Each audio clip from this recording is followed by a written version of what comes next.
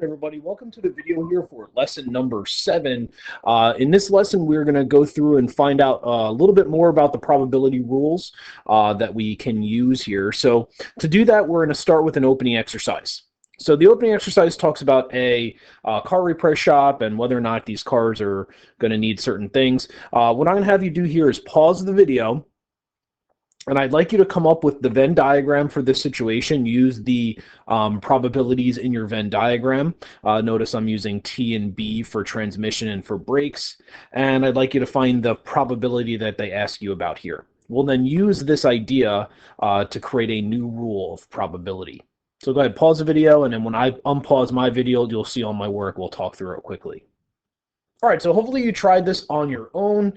So we noticed that there is a 0.38 probability that the car needs transmission. There's a 0.28 probability that it needs brakes, and there's a 0.16 probability that it needs both. So the first number I put into my Venn diagram was 0.16. I then subtracted the 0.16 from both the 0.38 and the 0.28. That's where the 0.22 and the 0.12 came in. And to find this number, I added these three numbers up and subtracted from 1. So there's a 50% chance that it needs neither of those two things. The second part said find the probability of a randomly selected car needing brake transmission fluid or brake pads. So to find or, we add these three numbers up together, 1, 2, 3, and we get 0.50. Now, without knowing it, you kind of already know the rule that we're going to discover here on the bottom of the page. Because we want to come up with a rule that helps us find the probability of or happening without having to go through and make a whole big Venn diagram and do a bunch of stuff. So let's create a rule here that always will work. So instead of knowing these three values, what we could know is that these probabilities could have been found a totally different way. This number of 0.50 could have been found by saying, well, the probability of needing transmission fluid was 0.38. The probability of needing brake pads was 0.28. But if we just add those two numbers together, that wouldn't be or, because I'd be adding this 0.16 twice. So I want to take away one of those 0.16s because I don't want it to count twice in this problem. I want to subtract it away. If I do that, hey, look at that. We get the same exact number. This is the rule that we're coming up with here on the bottom of the page. So because these two circles have this overlapping piece of A and B, we want to be able to subtract that away. So when I have the probability of an event or another event happening, this U symbol means or. I think we put that in a previous lesson. If we didn't, here you go. We would take the probability of one event happening, add it to the probability of the second event happening, and then subtract the probability of the two events happening at the same time with end.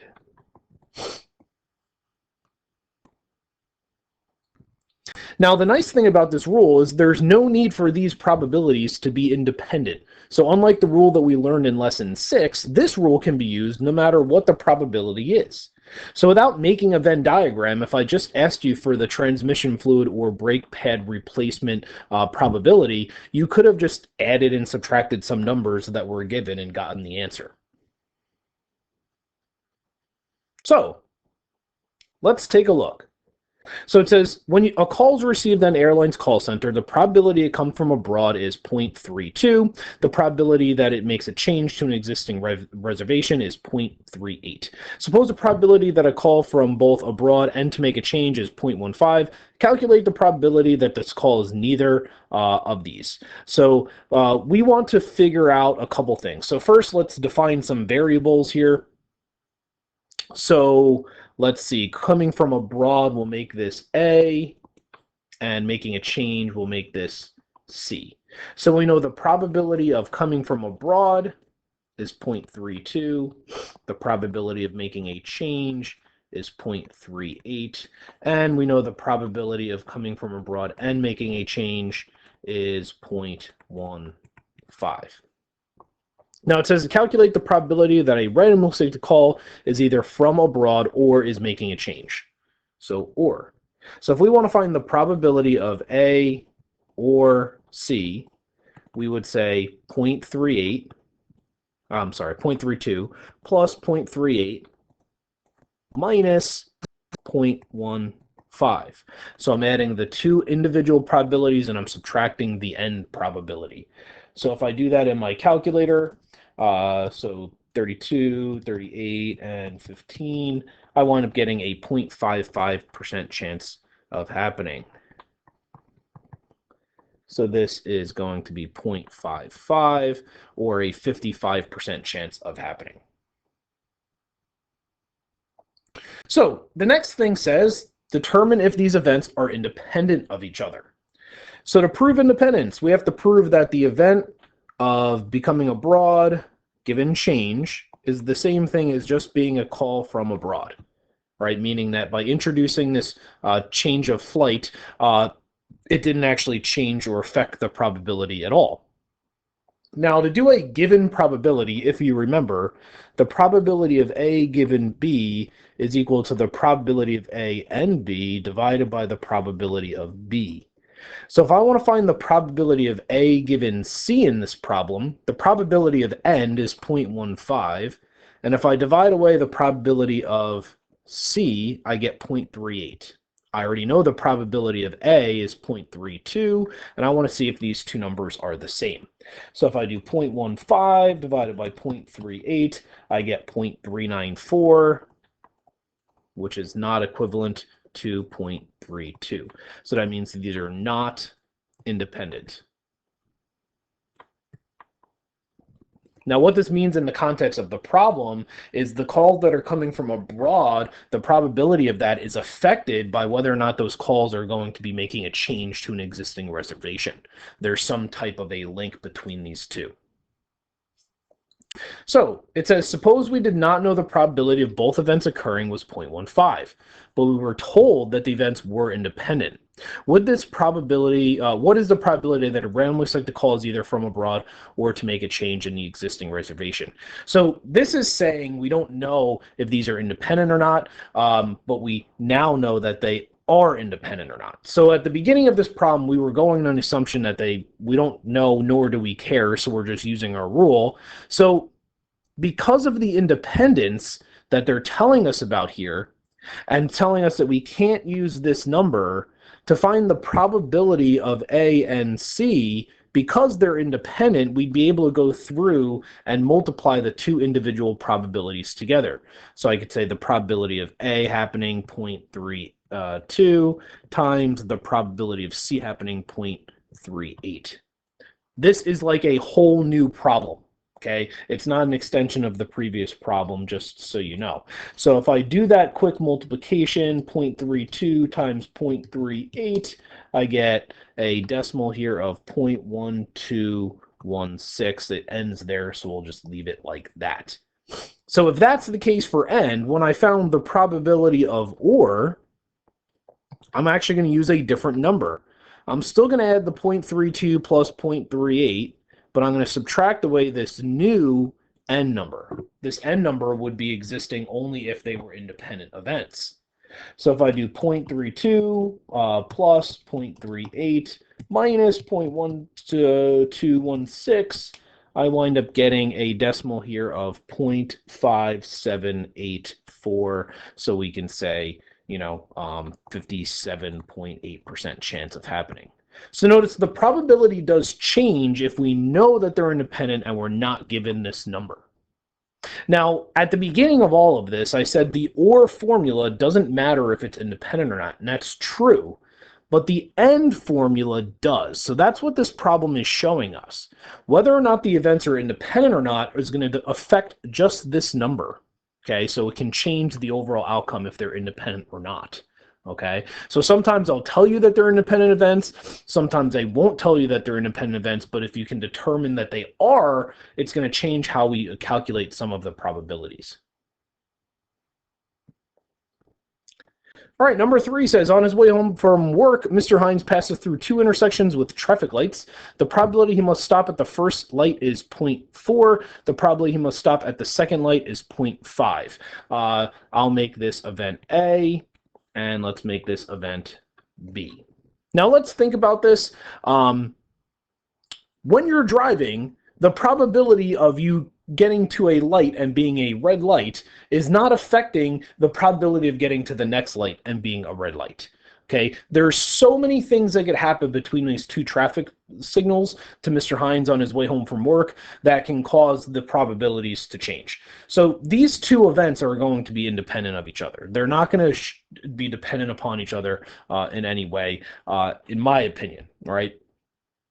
Now, looking at this, it says the probability that he stops at least once on his way home from work is 0.6. Now, what does that sentence actually mean? So at least once means he's stopping at either A or B. So this is the probability of A or B.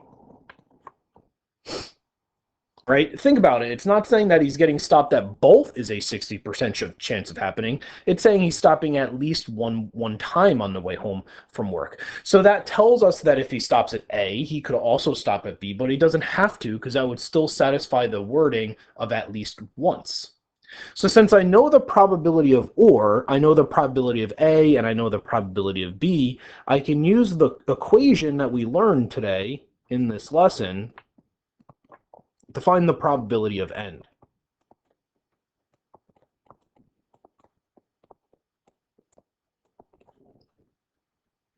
So if I plug in what I know, so it's 0.6 for or, it's 0.4 for A, it's 0.5 for B, minus the probability of A and B.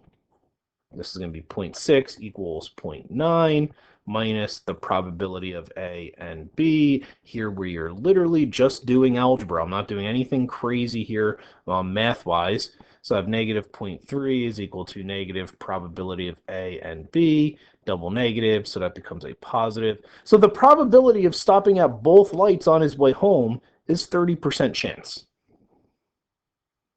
Now, I still don't know 100% mathematically speaking if these are independent or not, right? I'm thinking that they're independent, but I could totally be wrong. I don't know. I'm making a guess. So it says, what is the probability Mr. Hines does not have to stop at any traffic lights on his way home from work, right? So to stop at no traffic lights, right? So that would be the probability of what? So we can do a couple different things here. We can use the conditional probabilities that we've kind of discovered throughout this problem, or we can make a quick Venn diagram. I like the Venn diagram because it's just easy to see what we know and what we don't know. So we know the probability of n is 0.3. I know the probability of A is 0.4, but 0.3 is already in there, so we'll put 0.1 there. We know the probability of B is 0.5, so if I put 0.2 in there, that would make 0.5. So that's 0.6, leaving us with 0.4. How could I have found this number without doing any of this Venn diagram work? Well, the probability of or and the probability of neither thing happening always adds up to 1. So we're discovering something here. So the probability of not A and not B, right, the complement, is equal to 0.4, which is the probability of 1 minus the probability of A or B happening. It's the subtraction of those two things. If you get what I just did here with the symbols and all of this jazz, that's great for you. If you were able to get this number with the Venn diagram, that's perfect too. It doesn't really matter, to be honest with you, right? If you're taking AP Stats next year, this will be more of the stuff you'll talk about. It then says, are the events stopping at the first light and stopping at the second light independent? So again, upon first read through this, I'm thinking they feel like they're independent events. I don't think the first light's going to affect the second light, but again, I could be wrong here. Let's see. So to find this probability, I would say A given B, is that the same thing as A? If you want to do B given A and see if it's the same thing as the probability of B, that's fine too. So for conditional probability, we do the probability of end happening, so that was 0.3, which we found. And we divide away what was already given, so that would be 0.5. And the probability of A is 0.4. This comes out to be 0.6, which is not the same as 0.4.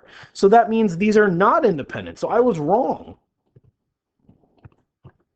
Meaning there is some type of an effect that whether or not I stop at the first light and then stop at the second light. which I guess if you think about, you could start making the decision like if I get stopped at 5 corners at the red light, the timing of that light and the next light, say at Hannaford's, might be timed up so that I hit both red lights or I hit both green lights. So the timing of them could possibly cause these to be dependent upon each other. So these probabilities are going to have some type of an effect on each other. Number 4 says a traveler estimates that for an upcoming trip, the probability of catching malaria is 18%, and the probability of catching typhoid is 13%, and the probability of catching neither of the two diseases is 0.75. So as soon as I see neither of the two diseases, I already know something. I know the probability of not catching malaria and not catching typhoid, which is 1 minus the probability of catching malaria or typhoid.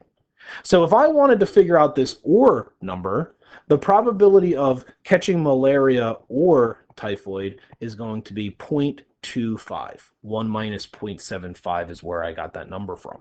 So now I know or. So if I know or and I know the individual probabilities, I can find the probability of both happening. So I could say 0.25 is equal to the probability of malaria plus the probability of typhoid minus the probability of malaria and typhoid. So go ahead, see if you can do the algebra. I'll pause the video here. When you come back, it'll all be done for you. See if you get it right. All right, so here's an example where the probability comes out to be 0.06. So again, just follow my algebra there. All I'm doing is adding numbers together, subtracting them on the other side of the equation, and getting that P of M and T by itself. Pretend this is like your variable. That's all we're doing here. Then it says, are these events independent upon each other? So to prove that, we're going to say, what's the probability of malaria given typhoid, and is that the same as just getting malaria? So for the conditional probability, we would take the probability of end and divide it by the probability of what was given and see if that's the same as the probability of just malaria. So if I do 0.06 divided by 0.13, I get 0.46. So I have 0.462, we'll round it to. That's not equal to 0.18. So the probabilities here are not independent.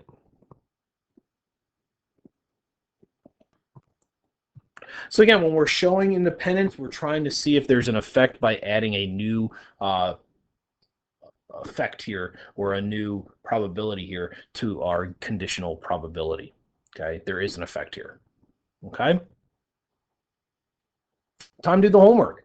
All right, so take a couple minutes, try the homework assignment, come back to the video and see how you do. All right, welcome back. Number 1 says in 2017, Cornwall High School had 1,075 students enrolled. Of these students, 352 participated in music and 419 participated in the athletics program. The probability of a randomly selected student who is in either or is 668 over 1075. Find the probability that students participate in both programs. So I know we have a couple variables here. So we have music, and we have athletics. Now, these two numbers I've circled are not probabilities. The probability of being a music person at this school is 352 divided by the total students in the school. Same thing with athletics. So the probability of being an athlete at this school is 419 divided by 1075. So when I start to find the probability of end happening, I can make a Venn diagram here, and I can find out what all these probabilities are and try and figure that out. But because they gave me or, it's going to be really hard for me to find end. So to do that, I'm going to do my quick little equation here. So I know the probability of or, 668 over 1075, is equal to the probability of a music student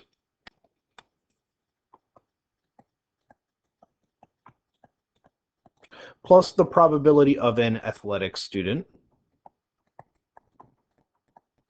minus the probability of being a music student and an athletic student.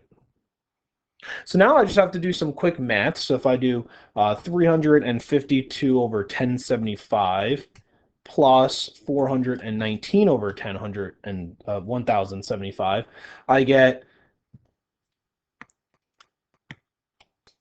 668 over 1075 is equal to 771 over 1075. The calculator does all the fractions for you. Don't freak out over that.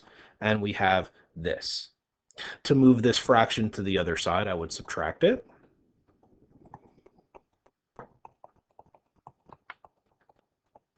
These would cancel. Again, I know it's fractions, but just subtract them. I don't know why I put that line there. It was like weird, right? So if I do 668 over 1075 minus 771 over 1075, I'm going to get negative 103 over 1075 is equal to negative the probability of M and A.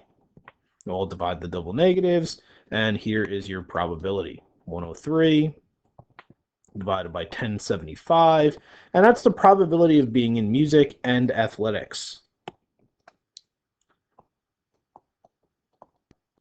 You can leave the probability as a fraction. That's a great probability. That's the exact probability of that, right? If I was to actually type that into my calculator, I'm going to get a decimal, which I would probably have to round. But if I wanted to know like a percentage, I could say it's about a 9.6% chance of being enrolled in both. Number 2 says, suppose that today there's a 50% chance of rain, a 60% chance of rain or lightning, and a 15% chance of rain and lightning. What is the probability that we just have lightning?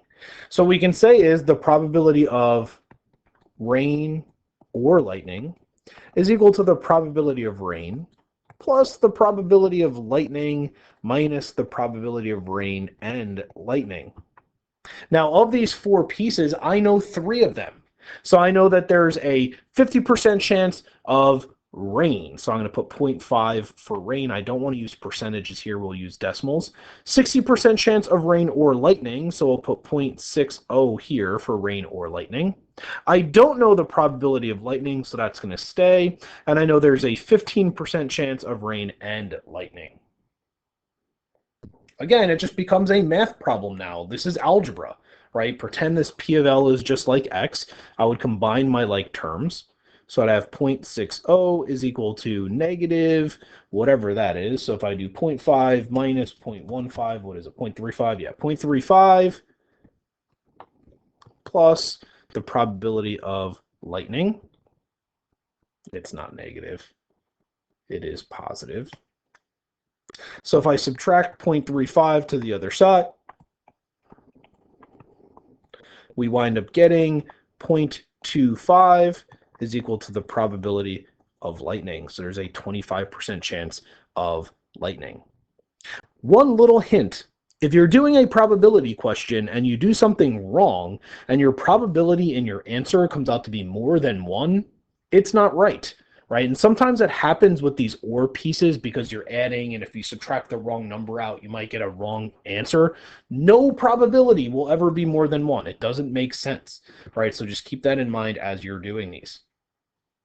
Are the events rain and lightning independent? Well, I can prove that by proving that one event is a conditional probability to the other, and then seeing if the probability of that first event is just the same. So the probability of rain given lightning would be the probability of end happening, so 0.15, divide away the probability of lightning, which we just found, 0.25.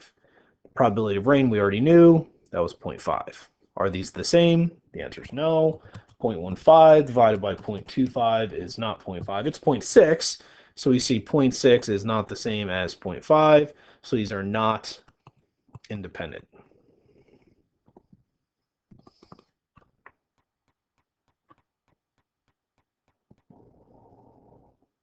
Number 3, the results of a survey for the student body are given. So this survey is comparing males to females and whether or not they like comedy, drama, or reality series. We've actually seen this 2A table in a previous lesson. We're going to attack it in a different way here. So it says, what is the probability that a randomly selected student from this high school will be female or like reality show TV? So to find the probability of or, we would say the probability of female or reality show is equal to the probability of being female, which we can calculate from our table, plus the probability of liking reality, which we can calculate from our table, minus the probability of being female and liking reality, which we can also calculate from our table. Can we calculate OR from this table? Yes, it's going to involve us adding a lot of cells or a lot of boxes here in our two-way table, and it can get a little bit tedious and confusing. So using this rule or this new property of probability, I can actually find this OR probability a little bit quicker. So the probability of being female, there are a total of 260 females in the 490 survey. Liking reality show, there are 180 reality show likers out of 490 people in the survey. And the probability of female and reality show, that's 110 out of the 490. None of these are conditional probabilities, so we're always going over that whole number of 490, that big number. So if I do some calculating here in my calculator, 260 plus 180 minus 110, common denominator there, so we can do that. We know now that the probability of being female or liking reality show is 330 divided by 490. Now, if you're one of those people that's like, well, how do you do this in the table? You have to think about this, right? What numbers are we going to add up to get 330, right? So what are the people here that fit both of these categories to represent OR? So we're talking about males that like reality, females that like reality, and we're talking about females and females. Notice I'm not using any of the total columns. If you add those four numbers up, I bet you get 330, but let's check it. 80 plus 70 plus 110 plus 70. Hey, look at that, it's 330. These four circles that I have in my two-way table fit the value for OR, right? Any of those four could possibly be the number that we'd be looking for. Number 4 says, if P of A is 0.2 and P of B is 0.5 and A and B are independent, as soon as I see this, I'm thinking the probability of A and B is equal to the product of the probability of A times the probability of B. I can determine that because it says that they are independent events. If it didn't say that, I could not figure out end. So if I do 0.2 times 0.5, I get 0.1. So there's a 10% chance that both of these things happen. Now it asks us, well, what's the probability of A or B happening? So that's the probability of A plus the probability of B minus this new probability we found of A and B. So if I do 0.2 plus 0.5 minus 0.1, we see that the probability of A or B is going to be 0.6. Is it necessary that A and B are independent events? The answer is yes, because we needed to find the probability of A and B, which can only be found if probability of A and the probability of B are independent. Whoa. The rule here that we use here must be for independent events. If these events were not independent, I could not do this problem. Number 5, in a survey of high school students, 85% said they like pizza, 68% said they like hot dogs, and 61% said they like both. So we know the probability of pizza, we'll call that P, is 0.85. We know the probability of hot dogs, we'll call that H, is 0.61. And the probability of liking pizza and hot dogs is this was 0.68. 0.61 for probability of pizza and hot dogs. It says, what is the probability of a randomly selected student not liking pizza and not liking hot dogs? So the probability of liking neither of them is the complement to the probability of pizza or hot dogs. So let's first find pizza or hot dogs. So what's the probability of pizza or hot dogs? Well, that's going to be the probability of pizza plus the probability of hot dogs minus the probability of liking both. So if I do this quick calculation, 0.85 plus 0.68 minus 0.61, I get 0.92. So the probability of not liking pizza and not liking hot dogs is going to be 1 minus 0.92. So that's going to be 0.08. So there's an 8% chance that by picking a student at this high school that they're not going to like either pizza or hot dogs. Right? Those little C's are just the way of saying not pizza. Like this symbolically says not liking pizza and not liking hot dogs. That's all that's saying, just in symbols. All right, so if the symbols are confusing you, write out words. Totally the same. And that's it. Hopefully you enjoyed the probability unit. Before you move on and start working on the problem set for this chapter, please make sure that you are comfortable with all these lessons. I'm giving you a decent amount of time to do the problem set. Reach out to me via email if you're confused, or stop into one of my virtual meetings so we can kind of discuss things if you're confused about stuff. All right, good luck, and hopefully I get to see you soon.